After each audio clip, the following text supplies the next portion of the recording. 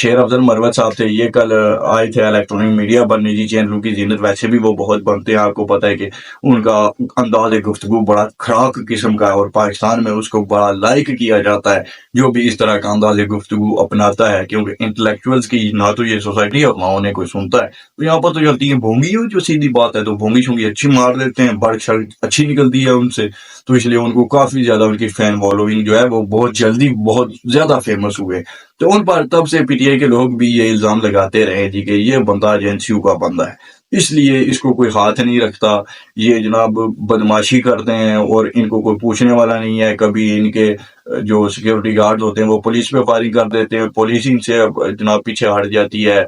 और भी इनका मतलब आप जितना भी लाइफ स्टाइल देखें अभी तक, जिस तरह से इन्होंने कंपेन भी की थी और सब कुछ हुआ था, तो पीटीआई के बाकी लोगों पर तो बहुत ज्यादा पाबंदियां थी, कतरने थी, उन्हें इलेक्शन कंपेन नहीं करने दी गई, हत्ता कि वो बिल्कुल छुप कर जो है उन्होंने वो दिन गुजारे हैं। कोई अफगानिस्तान चला गया, कोई ईरान भाग गया, कोई यहाँ पे अंडरग्राउंड हो गया, कोई किसी जज के घर पे रह रहा था, तो बहुत सारी बातें हैं। तो पर ये जो थे शेर अफजल मरवत साहब, ये तो जनाब वाकई शेर बने हुए थे और दनाते फिर रहे थे जंगल में, जैसे शेर की अपनी टेरिटरी होती है तो वहां पर वो जनाब किसी को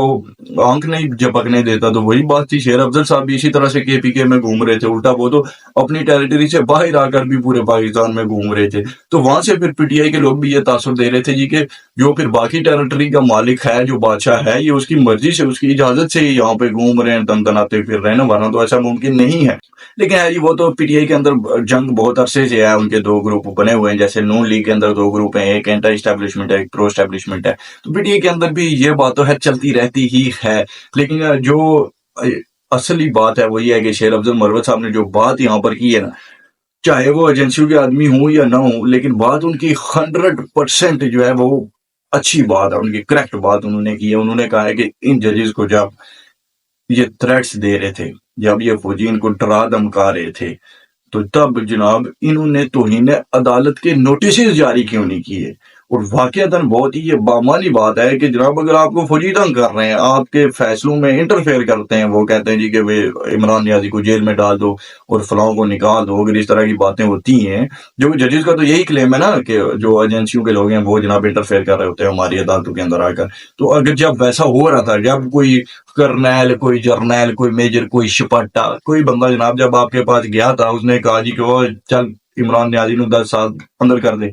तो जब वो जनाब आप 10 साल का फैसला सुना रहे थे, चले आपने तब लिख दिया, फैसला सुना दिया, दूसरे दिन कर लेना था, तो इन्हें अदालत के नोटिस जारी करने थे। और जैसे आपने ये जो 6 जजों ने ये जो लिखा था खत जनाब सुप्रीम कोर्ट जुडिशियल काउंसिल को, इसको खुद से ही लीक किया है ना, जिस सहाफी के थ्रू लीक करवाया है, सभी जानते हैं उसका नाम। तो इन्होंने खुद, वो जज साहब मोहसिन कियानी साहब ने जनाब वो उसको भेजा है, वो लेटर हमारे पास ये इन्फॉर्मेशन मौजूद है, सभी को पता है। तो आप तौहीन अदालत के नोटिस उन स्पेसिफिक नेम्स को मेंशन करके उनके खिलाफ जनाब आप जारी करते और फिर उनको इसी तरह से लीक करवा देते, हम भी देखते, पूरा पाकिस्तान देखता, रियासत पाकिस्तान की आवाम भी देखती कि जनाब क्या हो रहा है और ये एजेंसियों के लोग किस तरह से इंटरफेयर करते हैं जजेस के ऊपर। और अब जजेस जो हैं ये भी कोई गुलाम नहीं है, और अब इनसे पूछगछ होगी। जब 25 करोड़ आवाम आपके सामने आपके पीछे खड़ी होगी, तो कौन सा फौजी होगा जनाब जो आकर आपको कोई सूली पे लटका देगा, कोई आपको कुछ नहीं कहने वाला था। लेकिन बात यह है कि वही है, फिर कहा है ना शेर अफजल साहब ने कि ये तो सारा कोई ड्रामा ही लगता है,